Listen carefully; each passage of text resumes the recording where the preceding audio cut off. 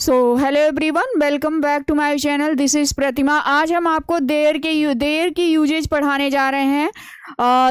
There की बात करें तो ये भी एक डमी सब्जेक्ट है। Dummy subject means empty subject, सिर्फ एक सब्जेक्ट है। ये सिंगुलर और प्लूरल दोनों के साथ यूज होता है। इसका कोई मतलब नहीं होता, ये नहीं कि इसका कोई अर्थ आपको यहाँ पे निकलेगा। हाँ, देयर और देयर जब दो बार एक ही सेंटेंस में दो बार यूज होता है तब वहाँ पे उसका मीन्स निकलता है, लेकिन अकेले आएगा, एम्प्टी आएगा तो वहाँ पे उसका कोई मीन्स नहीं होगा। और ये जो है आपका सिंगुलर वर्ब भी लेगा और प्लूरल भी वर्ब लेगा। ये सिचुएशन के अनुसार ढलने वाला शब्द है। चलिए उसी की बात करते हैं। तो देयर की बात करें तो पहला यूज इसकी बात करें तो लोकेशन की बात करता है। लोकेशन की बात करें तो देयर का यूज, और टेंस आपका अपने अकॉर्डिंग यूज करेंगे। Is, am, are, was, were, will be, shall be और नाउन का यूज कर लेंगे। जैसे जनरली ये सेंटेंस शब्द आप लोग सुने होंगे, एक लड़की है या लड़का है। तो अब यहाँ पे is a girl, girl is लिख दिया तो कोई सेंस निकला नहीं। तो शब्द को सेंस देने के लिए आप देयर, सब्जेक्ट तो चाहिए ना, तो सब्जेक्ट चाहिए तो देयर आ गया। There was a problem. आप कहते हैं ना यार मेरी लाइफ में एक प्रॉब्लम है, तो there was a problem. There is या वॉज, अगर इस समय है तो देयर इज अ प्रॉब्लम, उस समय था तो there was a problem. There was a beggar, beggar means भिखारी, एक भिखारी था तो there was a beggar. There will be a guard, एक गार्ड था, वहाँ पे एक गार्ड होगा, मतलब वहाँ एक गार्ड होगा। There will be a guard. There is a fan in the room, room में फैन है तो जनरली आप कहते हैं ना there is a fan in the room, room में फैन है। देयर वाज ए ट्री, एक पेड़ था तो there was a tree. There was honesty, ईमानदारी थी। उसके अंदर आपको जनरली कोई पसंद आया तो कहते हैं यार उसकी बात में बहुत ईमानदारी थी, तो देयर वाज ऑनेस्टी। एक मंदिर था तो देयर वाज अ टेम्पल, एक मंदिर था। एक लाइब्रेरी थी, तो जो भी चीज़ें थी ना, जो भी चीज़ें थी, क्या चीज़ें थी, एक राजा था, एक रानी थी। इस तरह की कहानियाँ आप जनरली सुनेंगे और स्टोरीज में इसका ज़्यादा यूज होता है। तो एक टेम्पल था, ऑनेस्टी थी, उसके दिल में प्यार था। ऐसे सेंटेंसेस आपके आते हैं तो आप वहाँ पे देयर का यूज करके बना सकते हैं। फिर अगर बात करें, लोकेशन की बात करें तो प्रेपोजिशन के साथ भी इसका, प्रेपोजिशन फ्रेज के साथ इसका यूज करते हैं। जैसे रूम में कुछ है, जैसे देयर इज ए की इन द रूम। अब ये जो इन क्या है, प्रेपोजिशन है। There is a boy in the room, in preposition है। तो प्रेपोजिशन के साथ भी इसका यूज होता है। कुल मिला के कहने का मतलब ये है कि देयर इज अ की, जैसे आप कहते हैं ना रूम में एक चाबी है, तो देयर इज अ की इन द रूम, रूम में एक चाबी है। और फिर क्या कहते हैं, देयर इज अ बॉय, एक लड़का है रूम में, तो कमरे में एक लड़का है, बाहर एक कार है।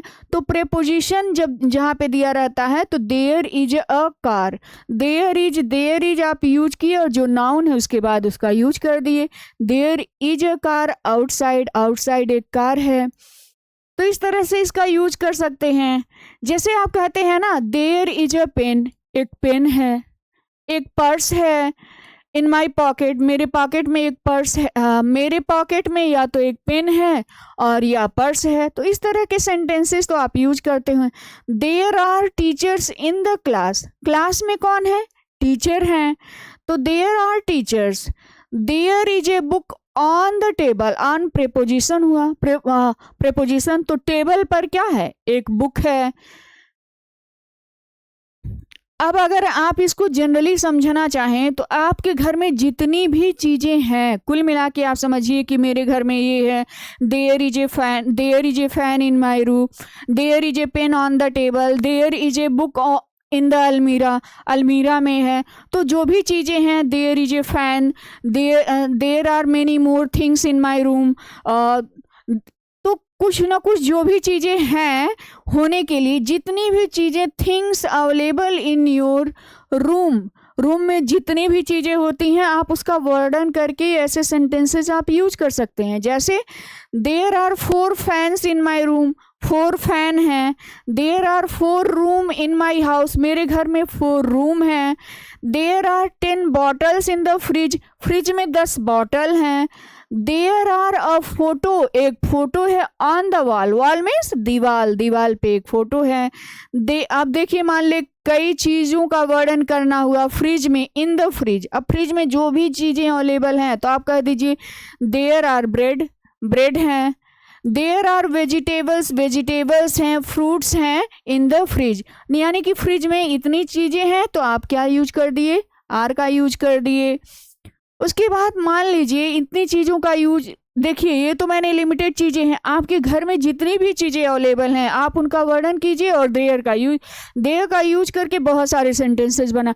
अब आप सोच लीजिए कि आपके घर में क्या है, फ़ैन है, टेबल है, सोफ़ा है, क्या क्या चीज़ें हैं, बॉटल है, मिल्क है, ब्रेड है, बटर है, क्या क्या चीज़ें हैं आपके रूम में, सारी चीज़ों को आप लिखिए और उसके बाद देयर का यूज करके आप बना लीजिए। बहुत सारे सेंटेंसेस बना सकते हैं, तो लिमिटेड सेंटेंसेस है, आप बना सकते हैं।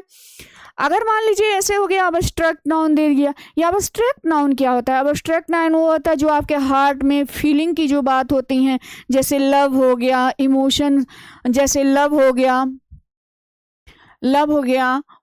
कोई भी चीज़ें हैं जैसे अब्स्ट्रैक्ट चीज़ें हैं, उसका भी उस जैसे अब्स्ट्रैक्ट नाउन जहाँ पे आ गया है, लव हो गया, हेट हो गया, ब्यूटी हो गया, लव हो गया नहीं ब्यूटी हो गया, ये सारी चीज़ें जो अब्स्ट्रैक्ट नाउन है उसका भी वर्णन देयर के माध्यम से यूज करके आप बना सकते हैं। जैसे there is love in the heart, there is love in the heart, उसके दिल में क्या है, इन हर हार्ट कर दिए तो भी सही है, इन हर हार्ट, उसके दिल में प्यार है, उसके दिल में नफरत है। There is heart, there is love in her heart, there is hate in his heart, उसके दिल में नफरत है, उसके दिल में प्यार है। There is something between us, यानी कि कभी कभी होता है ना, आप कहते हैं कि यार लगता है ना उन दोनों के बीच में कुछ है, तो आप क्या कहते हैं, there is something between them, उनके बीच में कुछ है। There is something between us, लगता है ना हम दोनों के बीच में कुछ है। There is confusion in my life, ये कन्फ्यूजन क्या है, अब्स्ट्रैक्ट नाउन हो गया। आप कहते हैं ना लगता है ना कुछ कन्फ्यूजन है यार, तो क्या कहते हैं, there is confusion in my mind, मेरे माइंड में क्या है, कन्फ्यूजन है। There is a new girl in my life, मेरी लाइफ में ना आप जनरली ये बात करते हैं ना तो इस तरह के सेंटेंसेस यूज करते हैं। There is a new girl, एक नई लड़की है मेरी ज़िंदगी में, ए न्यू गर्ल है, जो भी चीज़ें आपके ज़िंदगी में है वो आप लिख लीजिए। There is a message for you, आप ये क्या करते हैं, जनरली बोलते हैं आपके लिए कोई मैसेज है, there is a message for you. There is a smile on her face, उसके चेहरे पे ना एक मुस्कुराहट थी।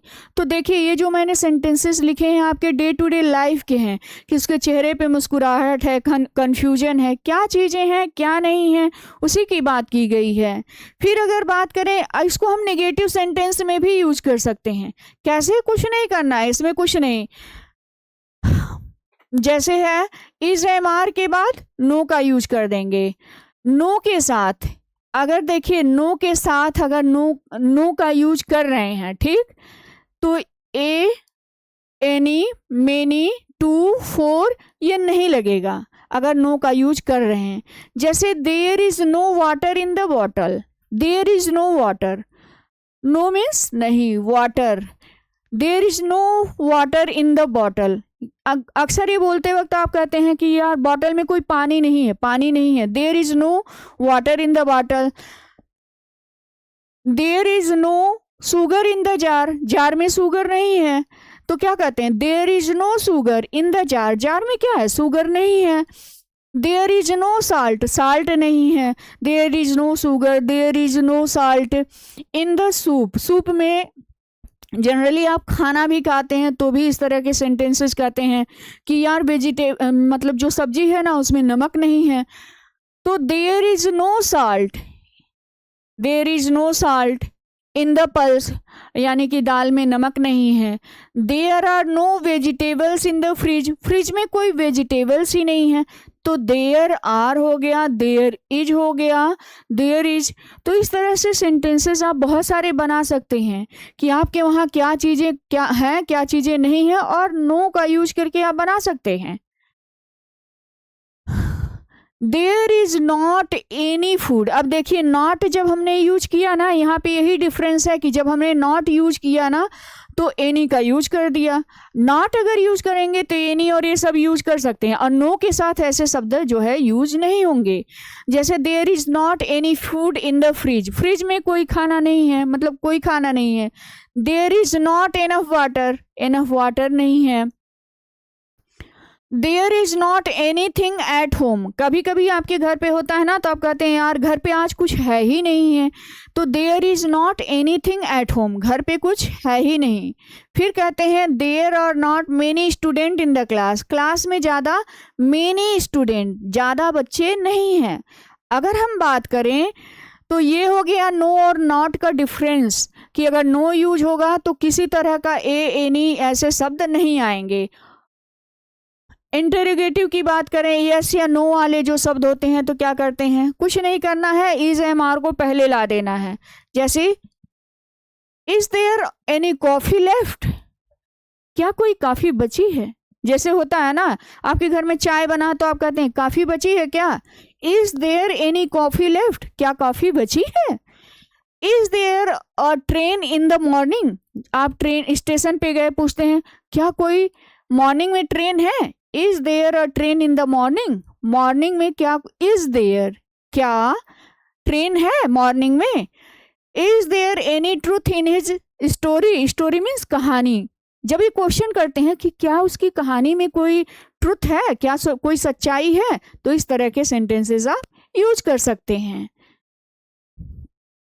अगर यही बात करें क्वेश्चन वर्ड इंट्रोगेटिव की तो कैसे यूज करेंगे, तो हाउ मच हाउ मेनी का यूज करेंगे। तो देखिए हाउ मच और हाउ मेनी में यही अंतर होता है कि हाउ मच जो होता है वो क्वांटिटी की बात करता है, मेनी मीन्स होता है संख्या, संख्या ये संख्या की बात करता है, जहाँ पे आप काउंट कर सकते हैं वहाँ पे आप हाउ मेनी का यूज करेंगे। जैसे how much time is there left, कितना टाइम बचा है, लेफ्ट मीन्स बचना, हाउ मच मीन्स कितना, टाइम मीन्स समय, कितना टाइम बचा है। How much rice is there at home, आपके घर पे जनरली ये प्रॉब्लम होती है, तो मान लीजिए कोई चावल लेने जा रहा है तो कहते हैं, पूछते हैं कि यार घर में कितना चावल है जरा बताना, तो हाउ मच राइस, राइस को आप गिन नहीं सकते हैं तो क्वांटिटी की बात हो गई तो हाउ मच का यूज कर देंगे, how much rice is there at home. फिर अगर बात करें how many members, how many members कितने सदस्य, मेंबर मीन्स सदस्य, इन योर हाउस तुम्हारे घर में कितने मेंबर हैं। हाउ मेनी रूम्स कितने रूम हैं।